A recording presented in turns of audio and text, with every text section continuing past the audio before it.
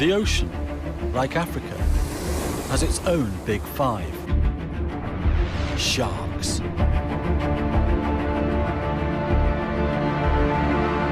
Shark. There are few words that have such attention-grabbing power. The most feared is the great white.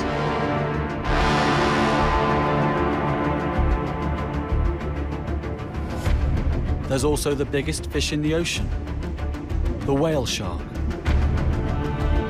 Most sharks swim alone or in loose groups, but hammerheads can congregate in their hundreds. To be surrounded 360 by sharks is for some a must-do experience. The tiger of the ocean is one of the few sharks that is known on rare occasions to kill people. But the bull shark claims the title of the most dangerous to humankind.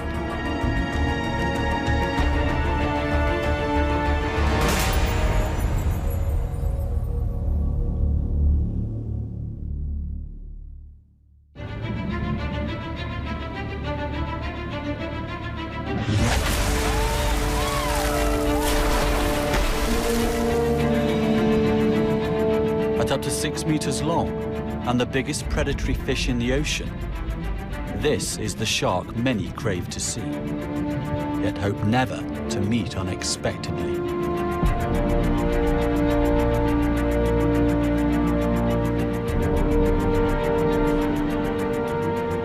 Close encounters from a boat provide a powerful natural high. It's a definitive adrenaline buzz that's only topped by cage diving with these awe-inspiring fish.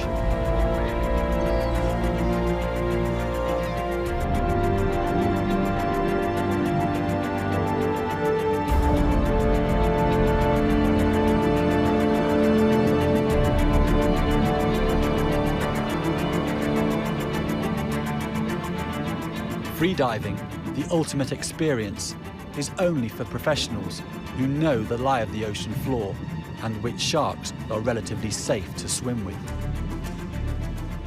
Remarkably, scientists have found each one has a different character. Some are shy and cautious, others bold and confident. The fact that freediving is possible at all shows that the propaganda surrounding great whites, generated originally from the infamous film Jaws, is largely unfounded.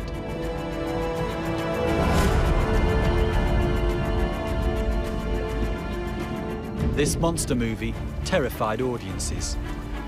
It exploited the iconic image of the dorsal fin as a symbol of death at sea.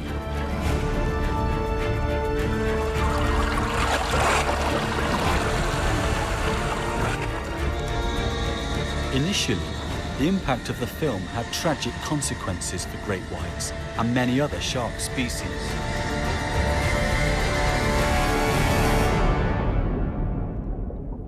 Jaws did irreparable damage to the great white shark's reputation. Every time there's another shark attack, panic reactions and hyped press coverage reinforce the old stereotype. Killing sharks was regarded as ridding the sea of a pestilent menace. But sharks have been in the ocean for 400 million years. They deserve our respect and to be better understood.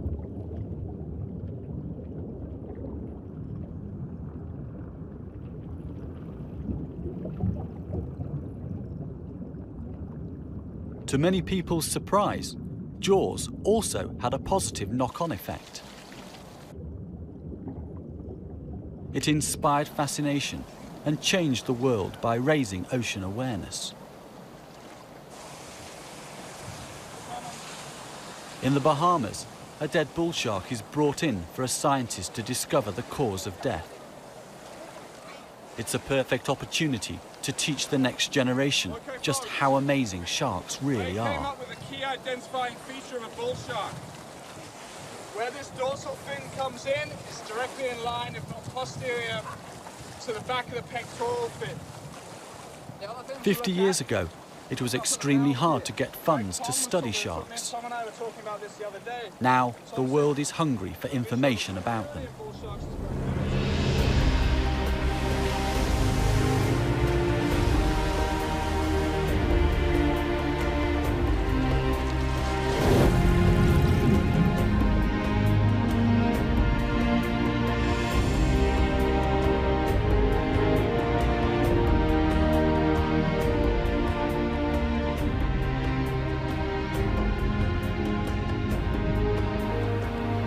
Marine biologists and educators have urged people to shed the perception of the great white shark as a vengeful, man-eating machine in favour of a complex, misunderstood, ancient sea creature.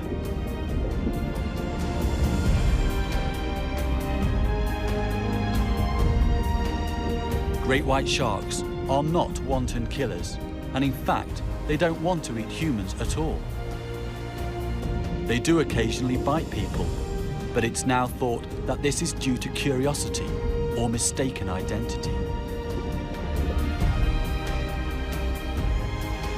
In South Africa, surfers and swimmers are warned not to go into the sea when the water is rough or murky.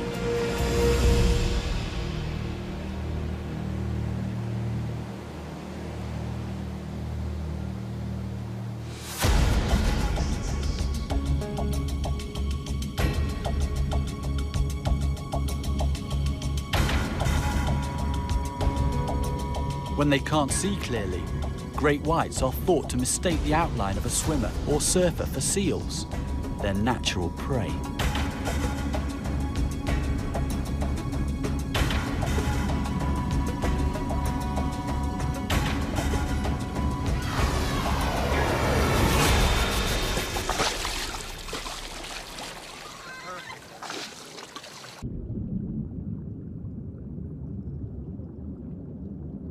Stealthy, skilled predators, the sharks launch their attack from depth, biting as they close in on their target. When they grasp a human, they more often than not let go.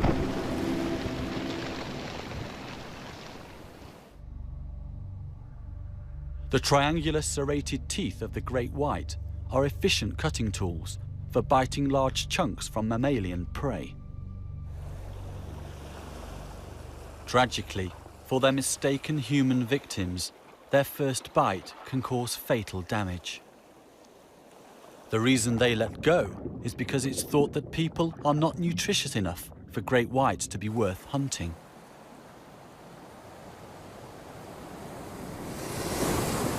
Seals and sea lions are the mainstay of an adult's diet.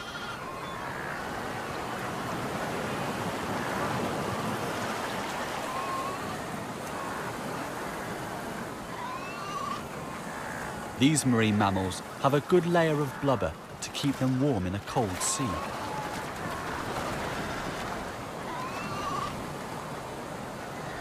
Fat produces twice the energy of muscle, so it's an ideal food for these sharks. Surprisingly, great whites are not, like most fish, cold-blooded. They can regulate their body temperature, raising it up to 14 degrees in cold seas.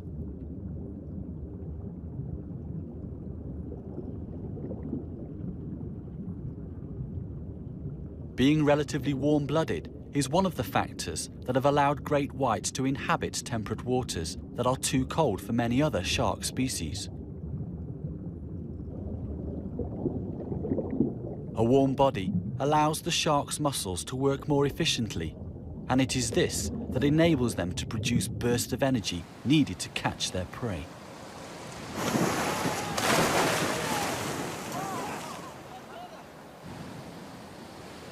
The great whites living off the coast of California hunt elephant seals, as well as sea lions and harbour seals.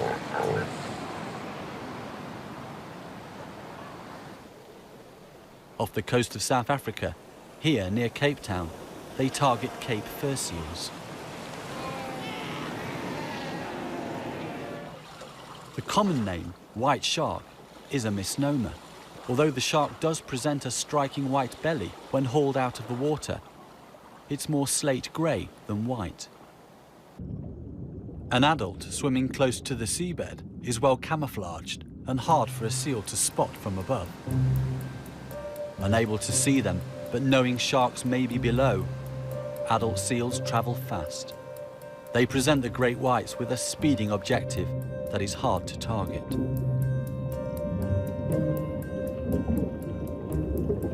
Pups, still learning to perfect their swimming skills, are easier to catch.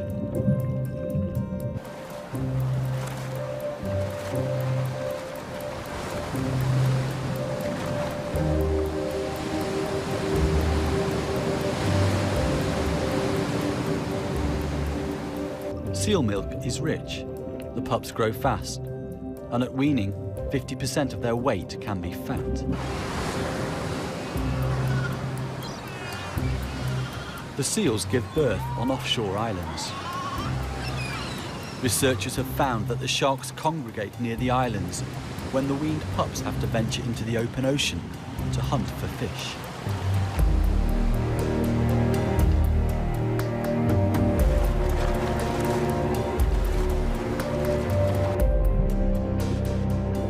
Great whites are thought to grow about 25 to 30 centimeters a year, so need rich food to enable them to achieve this. The young seals are not yet fast or proficient swimmers. They can't hold their breath underwater for long, and their high fat content makes them buoyant. They have no experience of sharks and haven't learned how to evade an attack.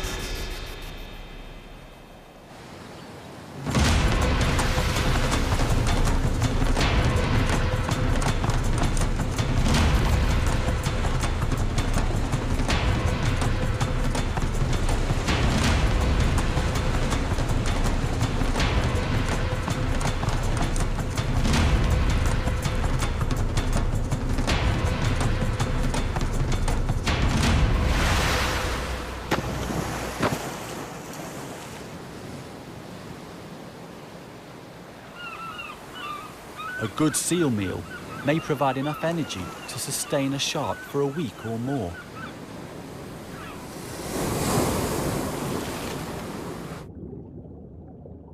The sharks themselves bear the unmistakable tooth marks of their own kind. The subordinates get put in their place with bites from dominant individuals. Great whites are mavericks among sharks. They have colonized cold temperate waters where seals are abundant. By gorging on seal fat, the shark derives thermal energy from the same insulating tissue that keeps its prey warm.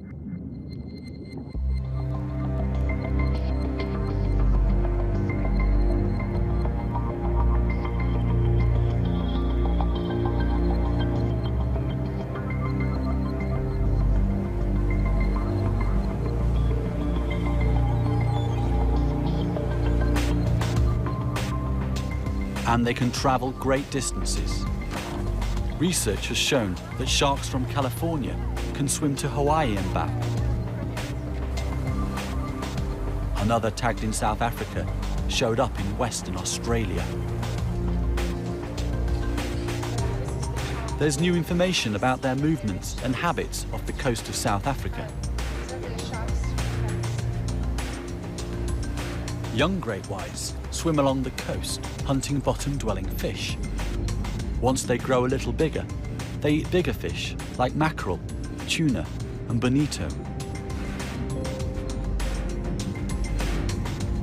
Only when they reach about 3 meters long do they start feeding on seals and sea lions. Tagging research has shown that great whites come inshore much more frequently and much closer to people than anyone had previously suspected. The very small number of attacks by great whites again suggests that people are not on their menu.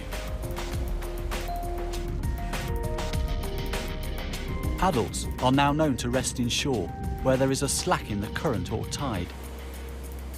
An open water species, great whites generally avoid kelp forests.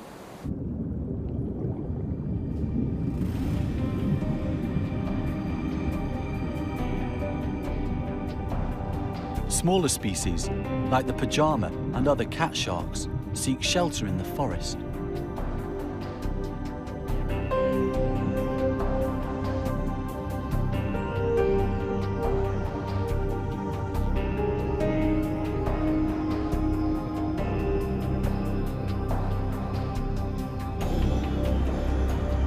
Seven-gill sharks also frequent the kelp. Although they hunt the smaller species at night, there seems to be an uneasy truce as they rest in the forest during the day.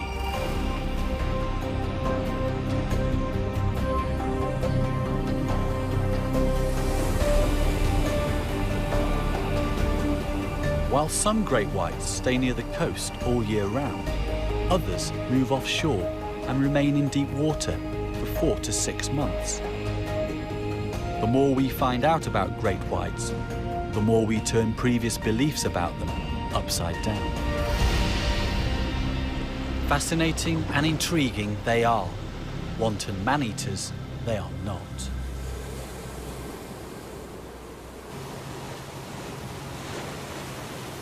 Even so, people should be wary of all big sharks. Except for plankton feeders, like the whale shark. Tourists worldwide make great efforts to swim with the whale shark.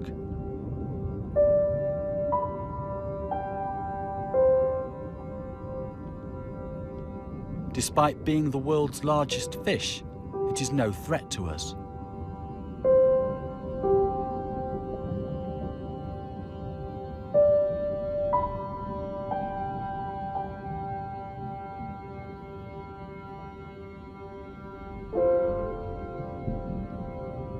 Here in Mozambique, snorkeling or diving with one of these incredible fish can make for an experience of a lifetime.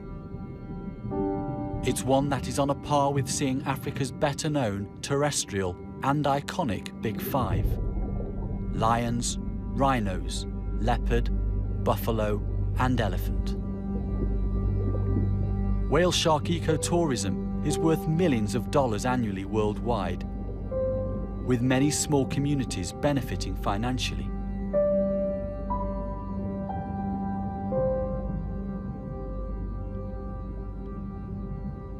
Practically nothing was known about the biology of this shark up until about 15 years ago. Since that time, there has been a veritable explosion of interest in the world's largest fish.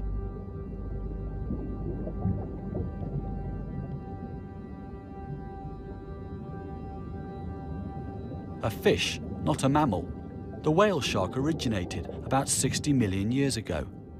It can reach up to 14 meters and probably live up to 100 years old.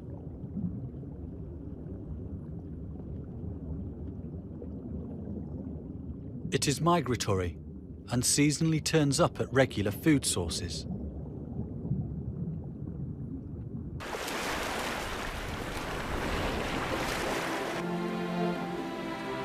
Between November and January every year, off the coast of Djibouti, at the Horn of Africa, hundreds of mainly male juvenile whale sharks gather to feed. Offshore upwellings enrich surface waters. This phenomenon triggers plankton blooms that in turn can initiate a spectacular gathering of giants. It's obvious that these sharks are all young, as the tails of juveniles have larger upper than lower lobes. The spots and patterns are unique to each individual. Photographic records enable scientists to count populations and assess which sharks return each year. Very similar spot patterns support the idea that some sharks may be littermates. The Djibouti aggregations are exceptional in that they contain the smallest whale sharks found in the world, some only 2 meters long.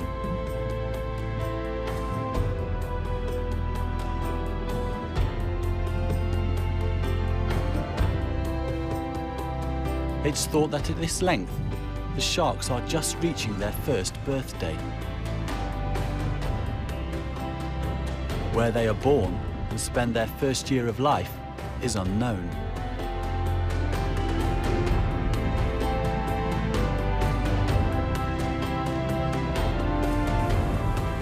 It's possible that this region is a sort of entry point for young whale sharks. When they grow bigger and can compete with larger whale sharks, they move on to other aggregation sites. Where they come from, where they go, and why there are more males than females at Djibouti remain unanswered questions. Whale sharks feed on plankton, fish eggs, and small fish. They actively gulp in water and filter food from it using their pink gill rakers.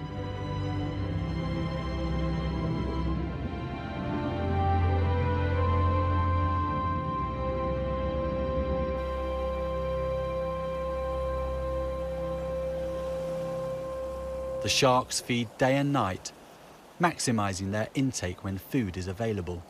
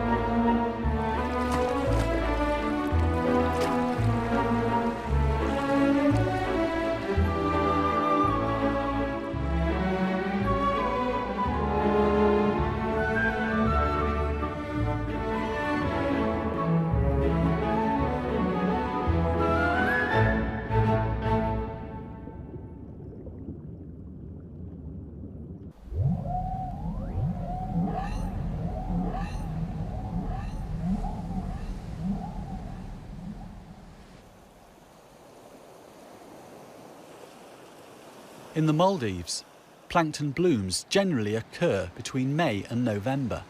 The surfeit of food attracts whale sharks, but they are not alone in exploiting this resource bonanza.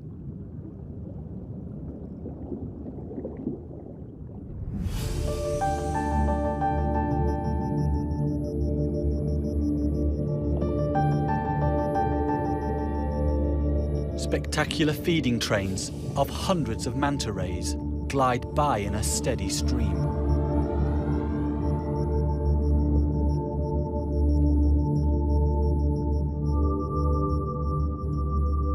Barrel rolling and intent on feeding, the mantas often bump into each other as well as the whale sharks.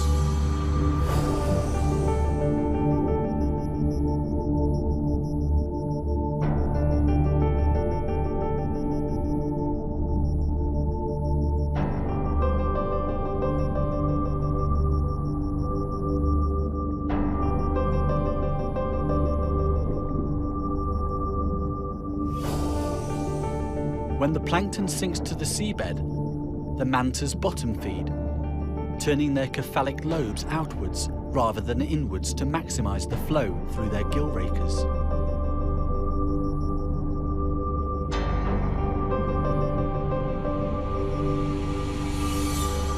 The whale shark has a circumglobal distribution in tropical and warm temperate seas. Moving between seasonal food sources means they can travel vast distances.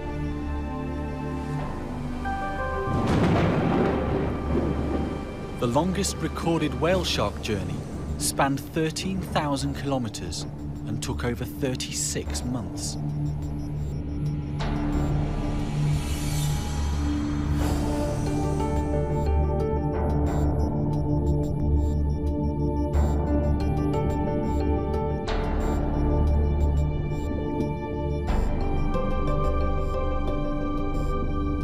Researchers have discovered that whale sharks make very deep and long dives, down to 1,280 meters, where temperatures drop to around 3 degrees.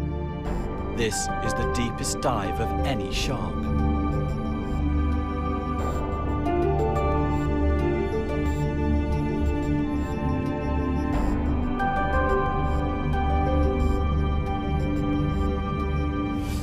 Tags that record depth and acceleration have revealed that deep dives may make travelling long distances more efficient.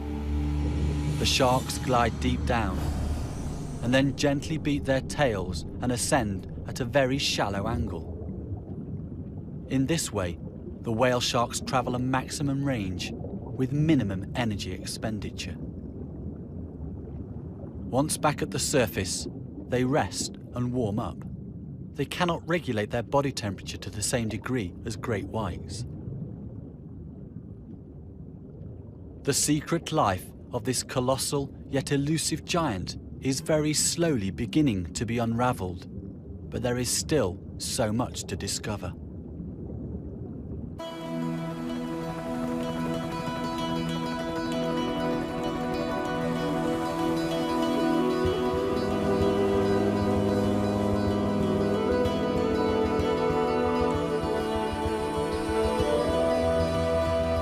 In Scottish waters, another huge ocean traveller, the basking shark, is the second largest living fish.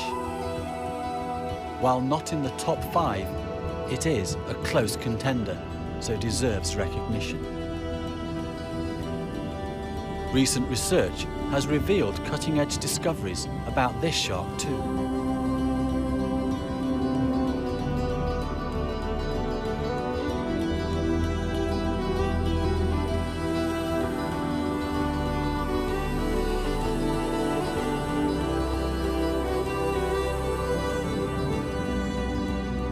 In contrast to the whale shark, the basking shark is a passive feeder that is unable to pump water across its gills.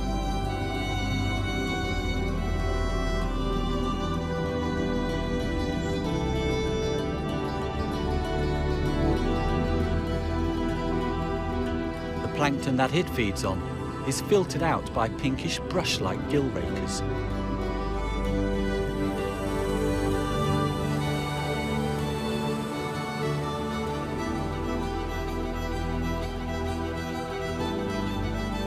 Every so often, it closes its jaws and gulps 3 to 5 times to swallow.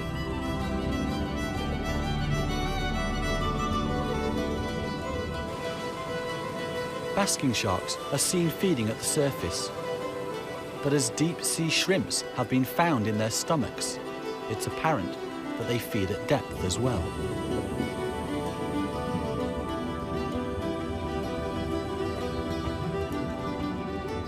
A feeding basker can filter up to 2,000 tons of water per hour.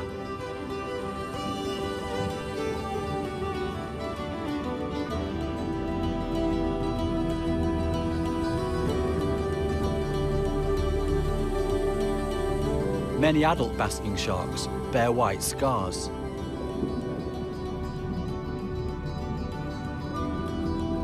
Those on the pectoral fin may be due to the male biting the female in a mating embrace.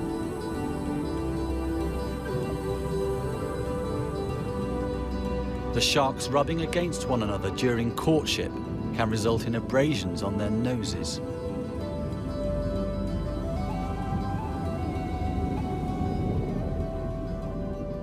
Below the caudal fin on the back of this shark are some long white scars caused by lampreys.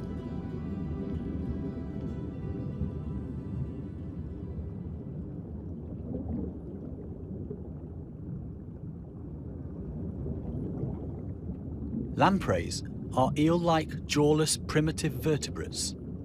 These are parasitic, feeding on the flesh and fluids of their hosts.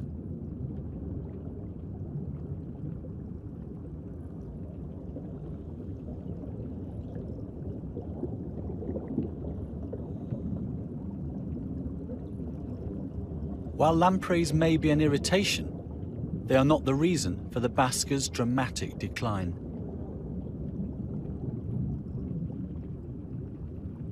Basking shark numbers are now at an all-time low.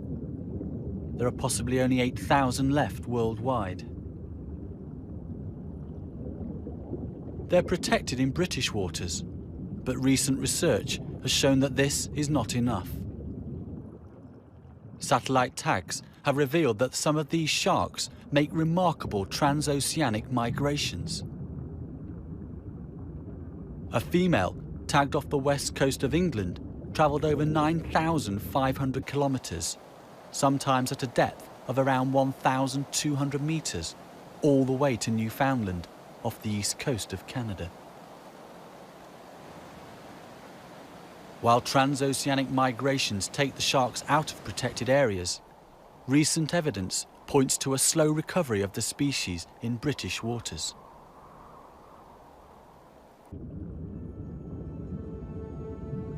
No such positive story for the Scalloped Hammerhead. Their numbers have recently plummeted, a tragedy not only for the sharks, but for the people whose dream it is to swim with them.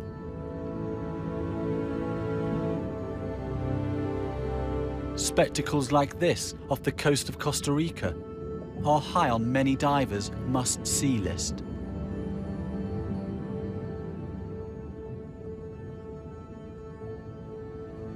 Hammerheads have long been regarded as dangerous, but it's been found that these sharks generally do not attack unless provoked, and there have been no fatalities.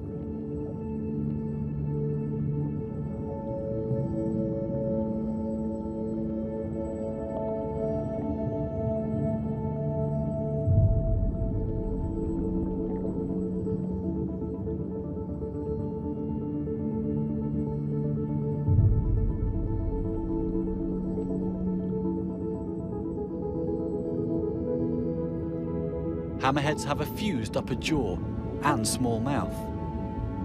They're not adapted for prey the size of humans, but to grab fish, squid, octopus, and crustaceans.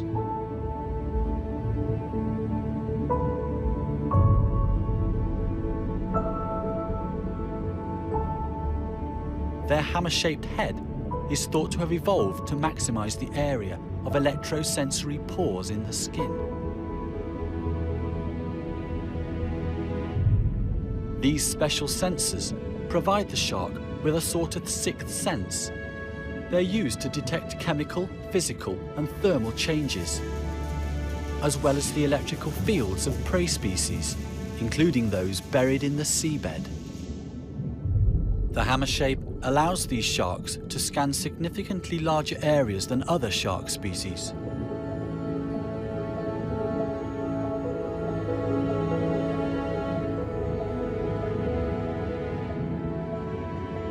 The positioning of the eyes, mounted well out on the sides of the head, also give them good 360-degree vision, so they can see above and below at all times. Just like humans, scalloped hammerheads can get a suntan.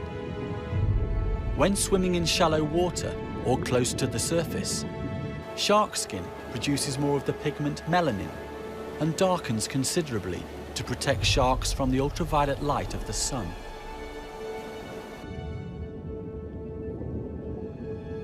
Recent research revealed that these hammerheads congregate in schools near seamounts or underwater mountains by day.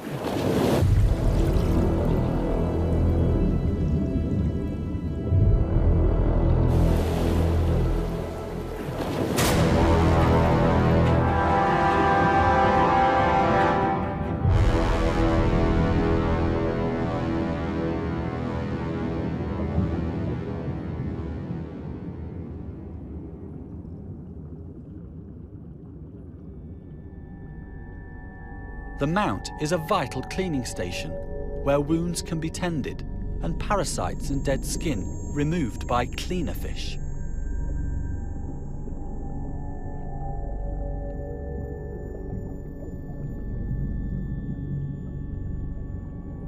The sharks invite the cleaners to them by floating or swimming slowly just above the mound.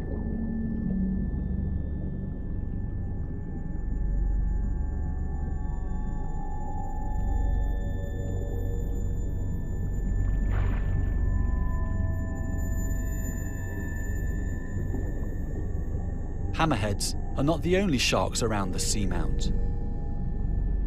Threatened white-tip reef sharks rest in sheltered crevices. These small sharks can suck water into their mouths and pump it out over their gills to breathe. Unlike the hammerheads, they can remain stationary to sleep during the day.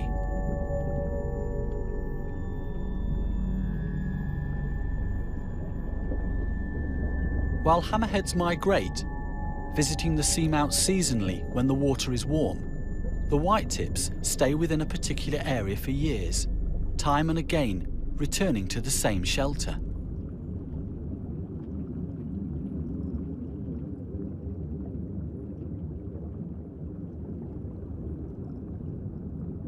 Why hammerheads should swim in schools was a mystery.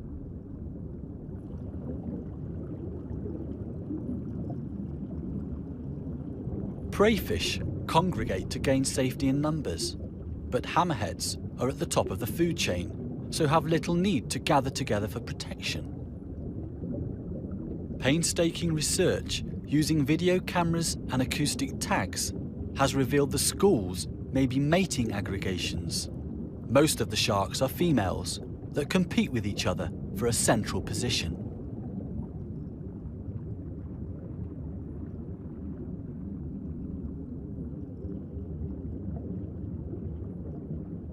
Males select mates from those around the core, and then the pair leaves to mate in seclusion.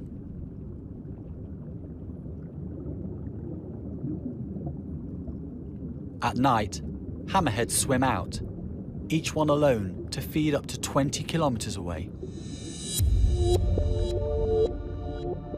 The white-tip reef sharks also become active after dusk, but they hunt in groups.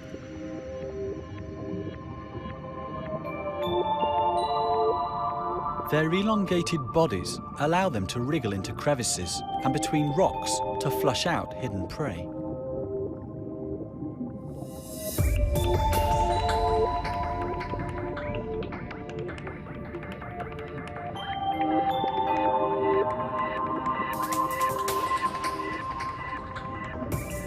A turtle is unfazed by the pack of sharks and carries on picking algae off the rocky seabed.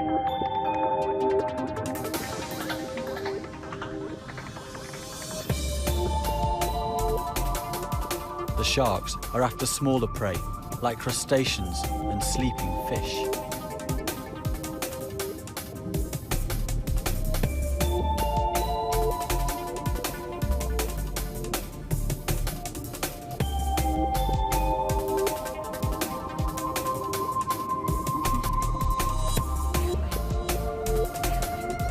Flushed from a hiding hole, fish face a host of hungry mouths.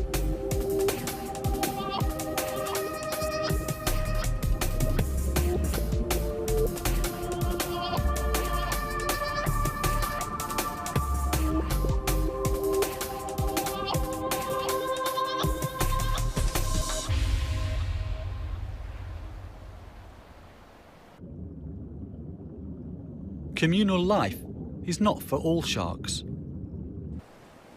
The Great Hammerhead swims alone. The largest species of its kind, it is reported to reach around 6 meters in length. Endangered and wary, it's not often lured within range for scientists to study.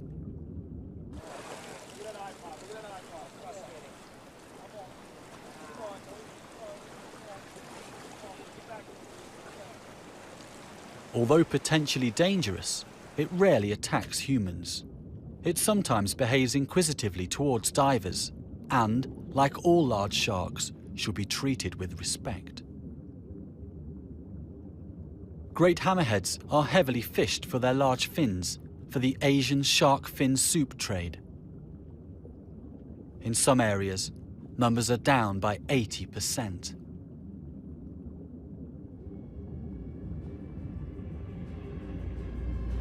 All large shark species are suffering, including the stunning tiger of the sea.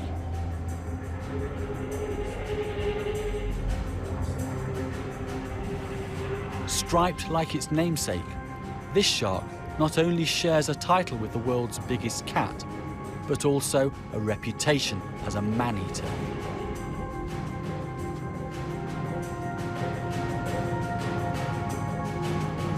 The tiger shark is a stealthy, powerful predator that is found worldwide in tropical and subtropical waters.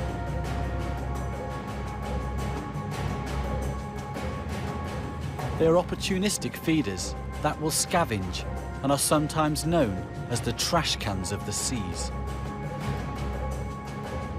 They do occasionally kill people, but are not manhunters. They don't go out to feed on swimmers, but with their undiscerning palate, they don't swim away after biting a person, as great whites frequently do.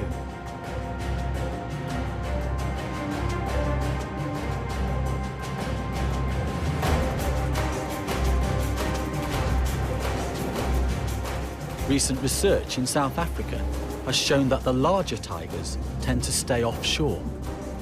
Only the younger, immature sharks come inshore, and when they do, they avoid people and divers. This better understanding reveals that tiger sharks are not as dangerous to humans as previously thought. Many tigers spend time in deep open ocean far offshore, then move inland to shallow seas. They have the ability to drastically switch their habitats comfortably. Few other shark species show this flexibility. One that does is the bull shark. This large predator is just as at home in deep seas as it is in shallow coastal waters.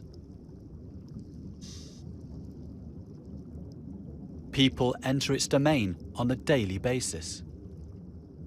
This close proximity to humans and the shark's bold, inquisitive and fearless nature make it the most dangerous of all sharks.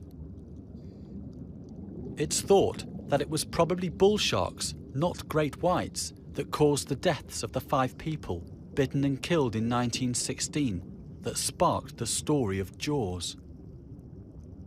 Bull sharks get their name from their short, blunt snout, as well as their pugnacious disposition and a tendency to headbutt their prey before attacking.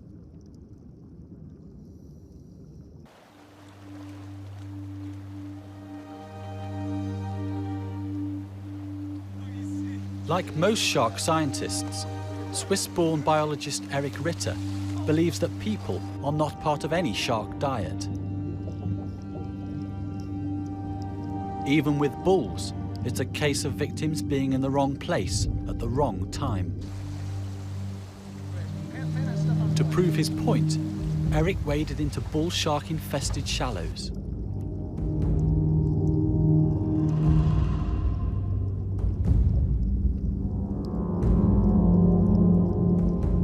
Keeping relaxed, with his heart and breathing rate low, he walked among them.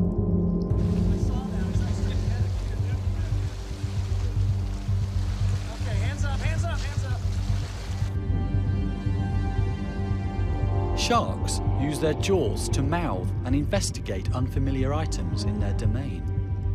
A bull tests Eric to find out what he is. Get right behind you. Although most sharks have good eyesight, the water can be murky. In low visibility, sharks investigate anything unusual with their mouths. Tragically, even just a test with a shark's razor-sharp teeth can be fatal for a thin-skinned human. In 2002, a bull bit Eric while he was filming a shark special. Though he was seriously injured, Eric believed the attack was a mistake. He said that the shark took an exploratory bite and then got stressed.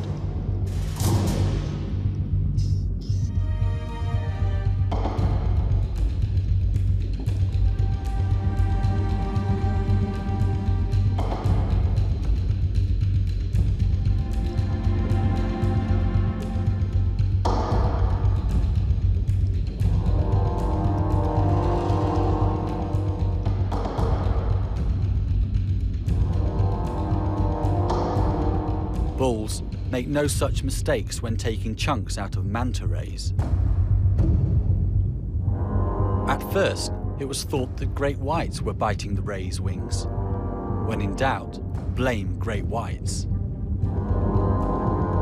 Research into bite size and jaw shape has revealed that the mantas are most likely being bitten by bull sharks.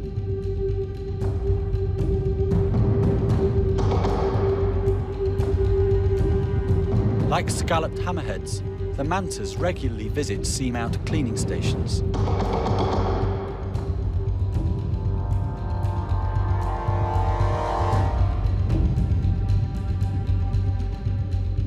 Keeping the wound edges clean probably stops the spread of infection. No one knows where or when bull sharks target these rays. In some areas, bull sharks don't bite rays at all. Perhaps it's learned behavior, with sharks copying each other in specific locations to perpetuate the hunting technique.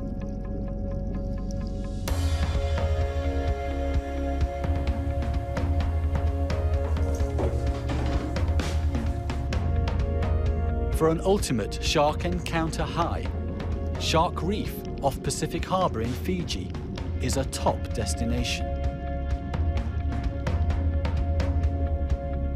Here, people can dive with bulls and 7 other shark species.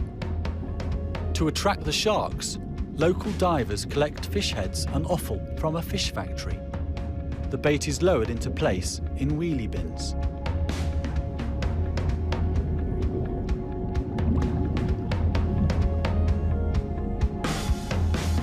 Tawny nurse sharks have learned how to get at the prize within.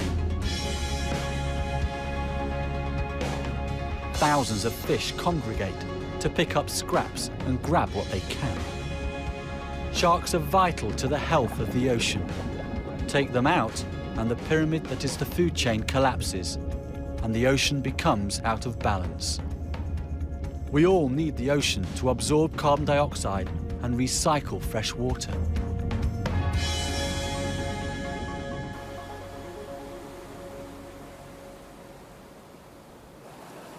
The sea needs its top predators. We lose sharks at our peril.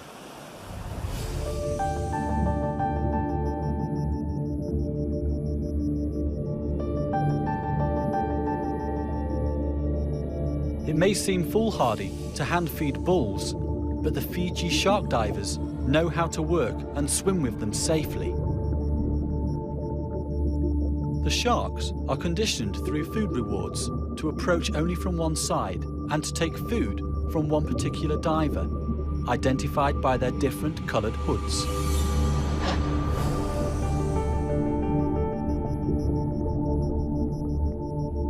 Researchers and the local divers have found that the sharks are trainable and have individual personalities.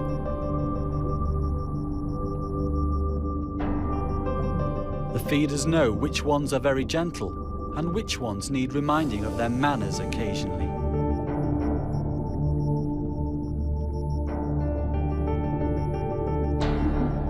In Fiji, thousands of people have had thrilling dives with these incredible predators.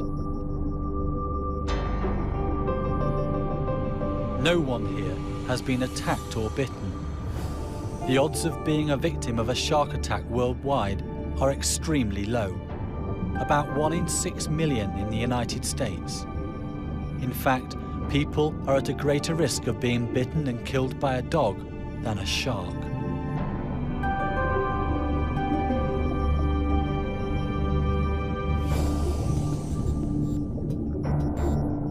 The opportunity for such close encounters like this with bull sharks is a truly amazing experience. An ultimate shark high.